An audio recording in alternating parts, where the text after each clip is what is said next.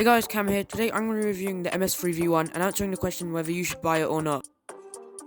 This is a very interesting and unique cube that comes in two versions, standard and enhanced. The standard version comes in at $24.99 and the enhanced version comes in at $28.99 on Cubes UK. The height of both cubes is 55.5mm, which is the standard size for most 3x3s.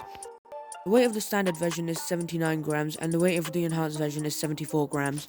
Which I find pretty interesting because the enhanced version has center edge magnets and the standard version doesn't.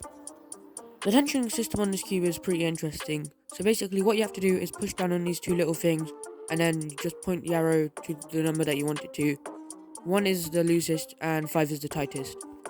Out of the box, the cube came on the third tightest setting, which at first I thought was a bit unstable, so I changed it to a tighter setting. Now it's time to answer the question of whether you should get this cube or not. The answer to that question is yes and no. Yes, because it's got a really interesting feel and I haven't felt it on any other cube. And I also think that this cube's got a lot of potential to be really good and just needs a little bit of setting up. I say no because there are a lot of cubes that are cheaper that perform just as well or even better than this cube. Anyways guys, that's the end of the video. I'll leave a link in the description where you can get this cube. And apart from that, I'll catch you guys next time. Bye.